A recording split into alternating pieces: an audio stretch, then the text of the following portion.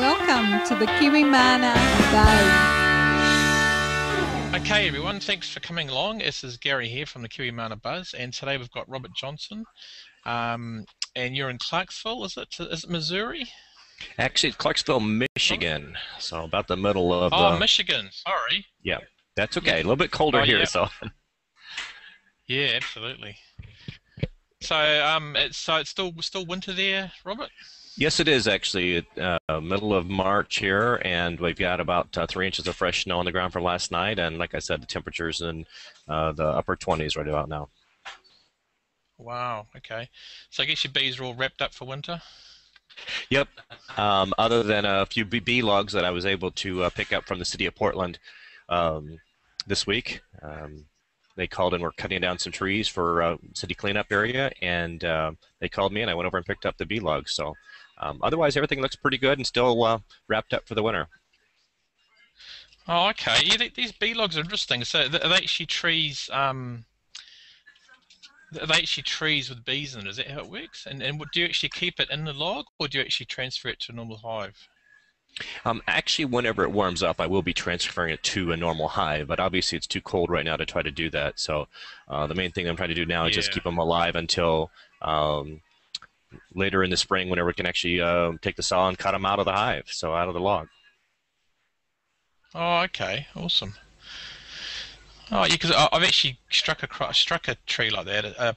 We had a pine tree once with a beehive in it, but we couldn't get them because they were so far into the log. They're about probably a meter into it. Yeah. So how do you manage to get them out? Yeah. What I do is I actually take the chainsaw and I cut a quarter section of the log out, and then once I'm able to reach into the comb area, then I pull pieces of the comb out and actually use rubber bands and fasten that into empty frames and put those into to a deep super that way. Yeah, and try and get the queen, obviously. Exactly, yeah. You're wanting to find that queen in that whole process. So obviously going slow enough that you're not damaging the bees or too much of the comb too, saving as much of it as you can. So. Yeah, cool. Oh, fantastic. And so you got started in beekeeping when you were quite young, didn't you? So how did you actually get started in beekeeping for the listeners? Actually, I started helping out my uncle when I was 13 years old. He had around 2,000, 3,000 hives. I'm not sure exactly. I was 13 at the time, wasn't keeping track of that. But he had a large honey house, and so I was helping him with uncapping and putting the frames inside of the large extractor. At that point in time, I think it was a 1,000-frame extractor. We put the frames in, and then it cycled through one cycle, then they rotated the frames, and then we cycled it again for the extraction process. So he had quite the large operation going, and I just helped out during the summertime. So. Oh, that would have been good. And I understand you were a good tester. Yes, actually, I love to taste the honey. Yeah, my forte was actually eating as much as I extracted, not quite, but you know how that goes. So I enjoyed it. I ate way too much honey over that time frame, and but it was good, good experience for me. And then I think that's really when I got stung with the buzz for it. But later on, actually started keeping bees about 15 years ago when I actually purchased some property here in Michigan. So it worked out really well. 22 acres, and so that's really when I bought my first hive back in 1998. Oh, that's fantastic. And so what kind of honey do you generally collect around the area? What's the The long biggest straw tends, as far as the number of supers, or oh, like what type of honey is it? Like around here, it's sort of Manuka and Carnuka honey. But what sort of honey do you guys have there? primarily wildflowers. What I actually have, that and a clover mix. There's various fields of clover in the area, so we get a lot of clover honey and then a lot of wildflower honey. I've got a couple hives that I've scattered out. I don't know if you saw the information that I posted, but obviously as a small hobby beekeeper, I've got 17 hives as of today, but I've got them scattered pretty good. And I've got different people that wanted some pollination, and so basically move them to their location so that they can actually have the hives for pollination services. So. Oh, awesome. Yeah, we've got about 13 at the moment, so I've been busy treating them for getting ready for winter. So what do you primarily treat your hives with for varroa mites? Actually, I'm not treating with any type of chemicals. What I'm using for the varroa mite treatment is actually managing the queen process. And then I will use sprigs of peppermint, and I'll put sprigs of peppermint in the hive, which the mites don't like as well either. So that's what I tend to do to help manage the process. Oh, okay. So does it actually kill the mites, or just makes them they don't like the smell and they get out of the hive, do they? Right, they just That's don't in, like the smell of the mint. They use some menthol in different locations too, but I didn't really like the menthol personally. But I have yeah. a large patch of mint, so that's why I chose the mint just to break off sprigs and put in the hive. So it's tend to work fairly well. Oh, okay. So it's actually mint or peppermint? Is it like the small mint thing? It's the Oh, plant. It's called a peppermint. It's actually a plant, peppermint plant. So it's not actually the byproduct that they actually make the candies from. It's actually the plant that grows that they extract the yeah. oils from, and then they use the extracted oils, peppermint oil, to actually make the candies and the different processes along those lines. But it's actually the plant Oh, that's that I awesome. actually break sprigs off of and the plant itself in there. Oh, that sounds interesting. I've never actually heard that. So it's kind of like an essential oil kind of treatment sort of thing, but Yes, more it's natural. identical. Yeah. Hmm. Yeah. Oh, yeah, awesome. And so your bees are currently all wrapped up, or how do you store your bees over winter, or how do they live over winter? Actually, this past year, based on work schedules, I did not wrap the beehives. I just didn't have a chance to. So they're sitting right now unwrapped. And as we're talking today, they seem to be doing fairly well. Did not lose as many so far over the winter as I have in years past. Like I said, I went out Yeah. actually the 12th of January, which there was still snow on the ground, but the temperature got up to about 50 degrees and had several hives with bees flying. So that was kind of amazing. But no, I didn't wrap this year. And sometimes just use a black tar paper to wrap the exterior of the hives to help with holding in some heat and blocking some of the wind and stuff. But Yeah. Yeah. Well, I listened to a talk by Ross Conrad recently, and he said that you shouldn't actually wrap your hives because it actually insulates the heat as well as the cold. So, in some ways, it's better for the bees to regulate their own temperature. So, do you agree with that, or what do you do there? you know, I guess I have a mixed view of that. It kind of depends on the situation where the bees are located. If there's really not a natural wind block for them, I think it's good to block the main wind flow through, so there's not wind blowing through. Obviously, the bees do a pretty good job if they've got time to put propolis in the cracks. But um, Yeah. I guess I'm more of a hands off as much as possible. I like to let things be as natural as process as possible. So that's why sometimes I just won't wrap the hives or do much with them. And I just don't use chemicals at all because I tried that early on when I was keeping bees and just really didn't like the aroma and the smell of things. And so I just stopped completely with any type of treatments and just have run natural. Oh, wow. Oh, we've actually got a question from Gabriel in the chat room. He's just saying, do you put twigs of peppermint in the hive, and how often do you replace them? About every 6 weeks. It's basically the bees will chew up and cut up the peppermint and drag it out of the hive. And when I see no traces left of that, then that's when I'll put another sprig in. And typically it's about a 6-inch tall stalk of peppermint, including the leaves. And I just put one sprig typically on top of the second super above, right above the brood nest. Wow, okay, that's great. Thanks, Gabriel, for asking that question. Um, and so, what's one thing that you wish you knew before you started beekeeping that you know now, or what's a good tip for a beginner beekeeper kind of thing? I think Cheers. probably the biggest tip that I could recommend is to find a mentor.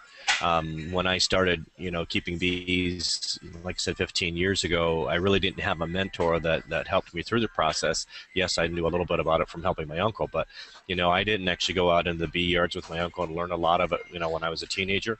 And so I spent a lot of time actually trying to ask questions of different people and reading volumes of books and online resources and things like that. So I guess the biggest thing that I would do is say find a mentor, because I think that's really been good. And along those same lines, as I've actually mentored 6 other beekeepers in this 15 years and helping them get started in bees. Obviously, the last 5 years predominantly, helping people that really like and is attracted to the process, actually getting them encouraged and started in beekeeping. So. Yeah, oh, that's fantastic. And you do a lot of talking at libraries and community events, don't you? I do actually. There's I'd say probably 6 small township type libraries in the various communities in the rural area where we are, and most of them are eager to have people come in and speak, or just to read to the youth as well. But I'll go in and do presentations on beekeeping, whether it's the beekeeping process and how to be a beekeeper, or basically what's the nature of bees and where we at, and what's the basic symptoms of the colony collapse disorder. And I've been able to take observation hives to a couple of libraries. And the other thing I like to do there is I like to take honey sticks in, and so obviously the young kids just love the honey sticks. Of course, the librarians really don't want the sticky mess all over, so we try to tell them to wait till the end. But you know how kids are; they always get their hands on honey while they want to taste it and stuff. So, but then I also, I have books and different resources, and most of the time I'm able to take in a tarp and put up a hive. It doesn't have bees in it, but just the actual unassembled hive that has the drawn comb, the 2 deeps, and at least 1 honey super. And then I show them, here's the equipment that we have in the beekeeping process, and let the kids try on a bee veil and some gloves and different things too. So it's kind of fun to watch the whole process and the kids and the different questions you get, whether it be a library or the adults. I've done garden club presentations. The Master Gardener program here in the area, put on by the Extension Office. They've asked me a couple different times to do presentations for them, and I've really enjoyed that. And a couple of those individuals actually have started beekeeping and put hives out in their garden area. So that's been really nice. Oh, that's fantastic. No, I think it's great to encourage school kids, because they, the reality is they're tomorrow's beekeepers, aren't they? So. Yes, they are. Yeah, I think it's fantastic. Yeah, it's fantastic. And so far, what's the most exciting beekeeping thing you've done? The most exciting? Yeah. I'd say probably the biggest hive tear-out process.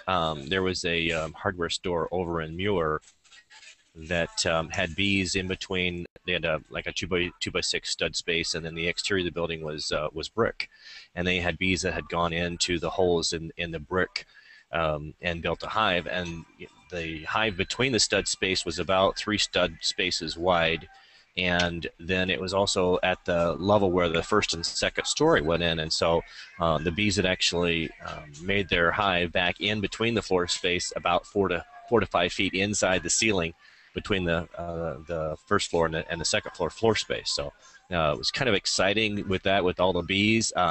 It was just amazing size of the tear out. What you think you see on the outside is just a normal hive that would have 60 to 80,000 bees, and then you tear out this wall, and all of a sudden you've got 7 foot on the outside and then 4 foot running back in the stud space. Tends to excite things a little bit, and so it was fun, but yet it was also a lot of work. It ended up spanning a process of about 3 days to clean up that whole process for the hardware store. Wow, that's amazing. Yeah, I've been a bit worried about doing that for cutting out things, because I'm sort of concerned about actually having to rebuild the person's house. So yeah. Yeah, actually, fortunately for me, they were not actually in the process of wanting me to rebuild it. They just wanted me to get the bees so the construction company could do it. So I was called in actually after they already started the construction process and found the bees between the wall space. So I could agree with you there. Wow. So, but it's nice, actually. I did have a construction person that was there at that site, and he was excited to learn a little bit about the bees, and he's actually now since then become a beekeeper. And so it's kind of exciting to watch that whole process. And one of the construction people had actually taken up the hobby, and now has, I think he said, 10 hives as I talked to him a couple of weeks ago. Oh, that's fantastic. So you planted a seed there, Robert. So what are you drinking today? Is it cappuccino? Cappuccino? Actually, it's just a dark roast coffee from Big. So. Oh, okay. Well, I've actually got peppermint herbal tea with New Zealand honey, or our honey. There you go. Yeah. That's why it's interesting you're talking about the peppermint stalks. I must try that. Yeah, 'Cause it's a I'm I'm wondering always if looking. sorry, go on. I said I'm always looking for those natural remedies and things that you can try to help maintain the hive on a natural scale. So yeah. Yeah, yeah, because I know when we make bee tea or put sugar syrup, we actually put what do we put in there? Thyme tea and stuff in it. So I wonder if peppermint tea might be a good thing as well. I would think And it then they would. might, yeah, probably discourage the mites a little bit. Hmm. Yeah, I mean, it's all to us. It's all about doing lots of different things to actually reduce the mites, rather than pounding them with chemicals. That's how Hmm. we do it. Yeah. So what do Yeah. you think, in your opinion, is the biggest issue facing beekeeping today in your part of the world? I would say based on Michigan, the number of winter losses has really kind of devastated the both the commercial beekeeper and the hobby beekeeper. And there's been so many losses. It's kind of hard to stay in business after losing 50% of your hives each winter. And so it doesn't take too long to get discouraged. And unless you've got a process in place to actually expand and rebuild that 50% loss every year, it's easy to see how a beekeeper could basically be out of business in short order if they're not able to develop more hives from requeening and building up and doing splits and things like that. So I'd say that whole process of losing that many bees over that period of time has really had a big impact in the state of Michigan, and I'd say probably several states around the Midwest has had similar type situations. So Yeah. that's discouraging. But on the other hand, every life cycle has cycles in nature as well. So this may be just another one of those lows that we'll turn right back around and pick up again. Okay. So do you think this is the colony collapse disorder that we're hearing about? I don't think it's solely the colony collapse. I do think that's a factor in it, but I'd say that's probably on about 10% of that.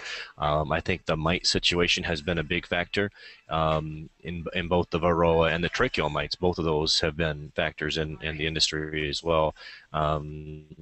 And then I think there's been some minor cases of foul brood. So that from that standpoint, the Michigan State University came out and had some students do some nosemia testing, and I think that nosemia buildup was definitely a concern as well. So I'm not sure the percentages and really everything else, but the combination I think is really what's caused the major impact in bee losses.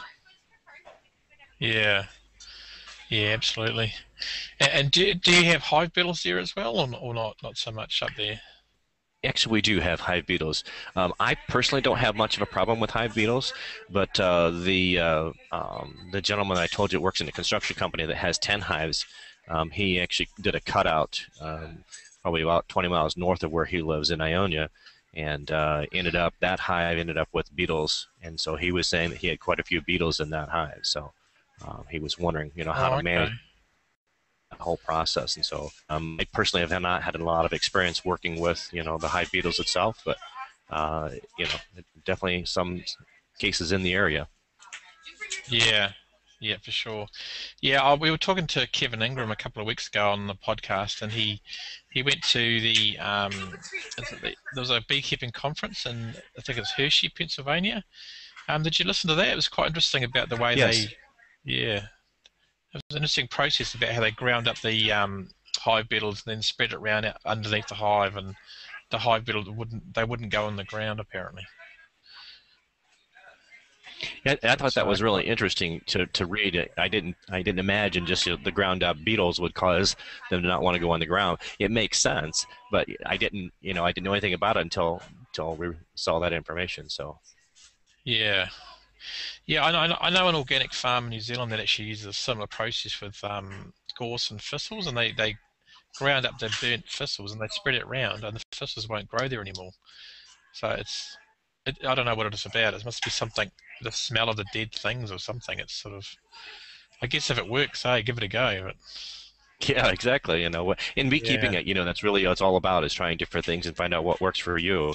Understand each beekeeper does things different, and the pollen source as well as the nectar flow is always different in each geographic area. So Yeah, yeah.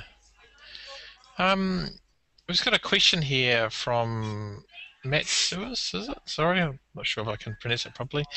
Do you want to look at the chat room there and just have a see what I'm not sure what that word is. Touristic?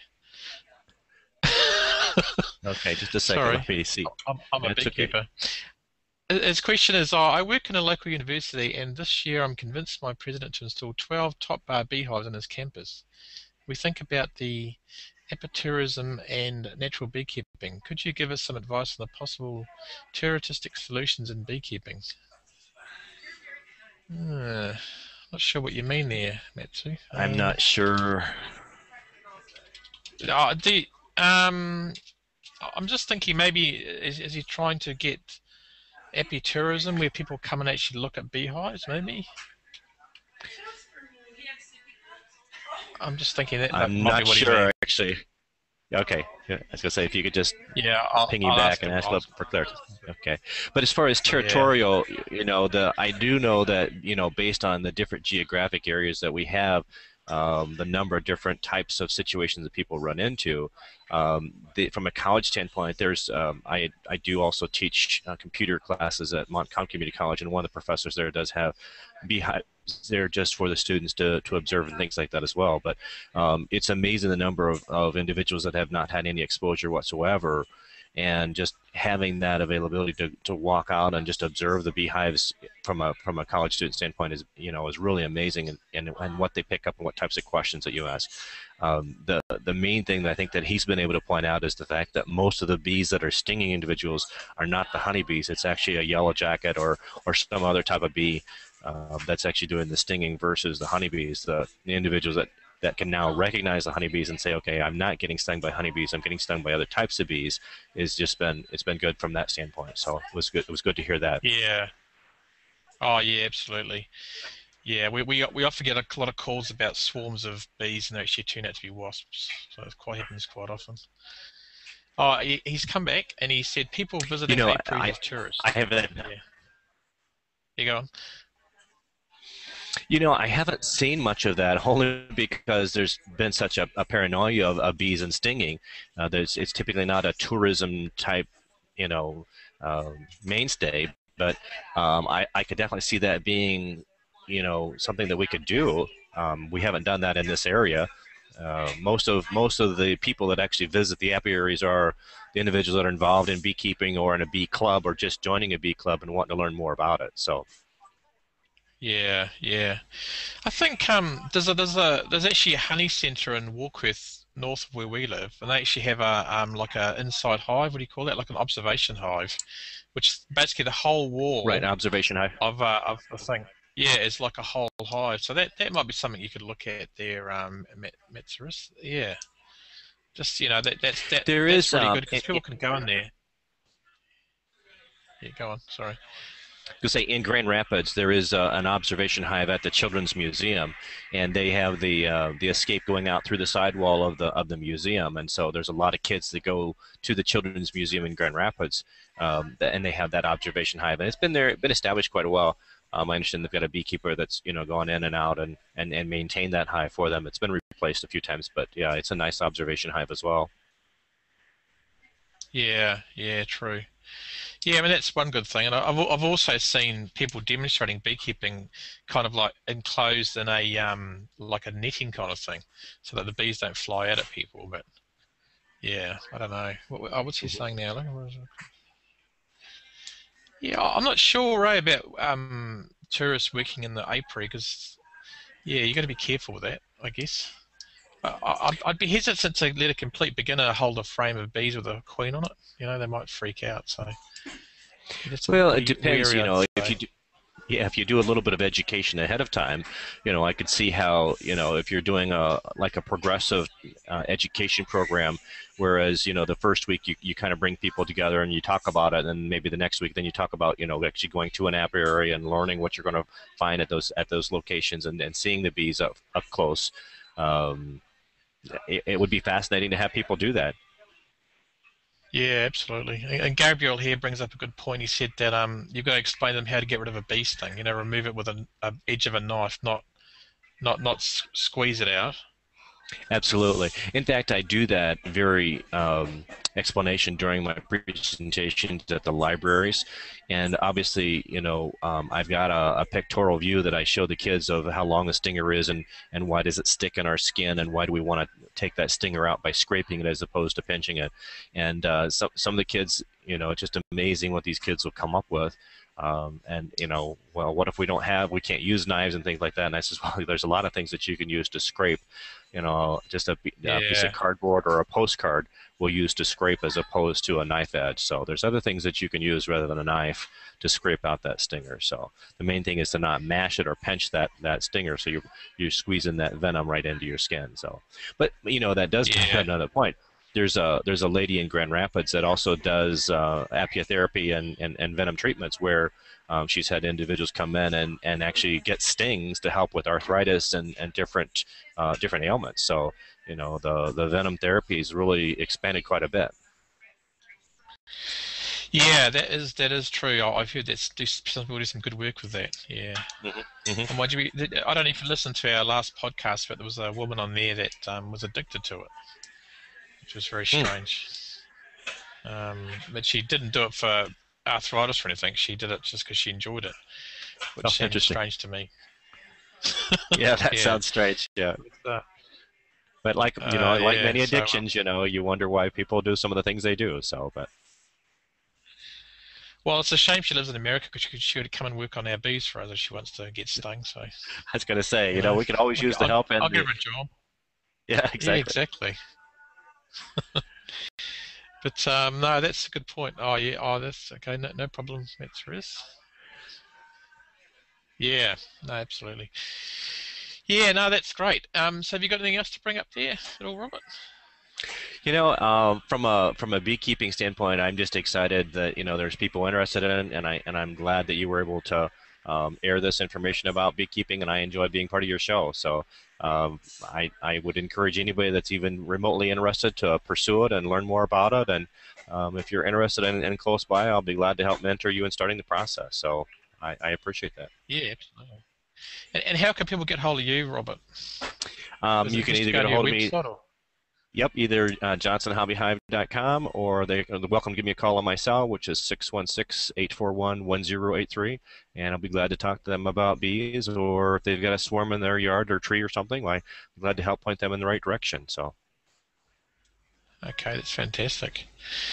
Cool. Well, stay on the line there, Robert, and I'll just end the broadcast there. So if anyone's got any more questions out there, just speak up now. I don't think anyone has, so we should be okay. okay. Okay, you stay on the line, and thanks for joining us, Robert. And thanks everyone for listening. And we'll be back probably in a couple of weeks with another podcast. Cheers, guys.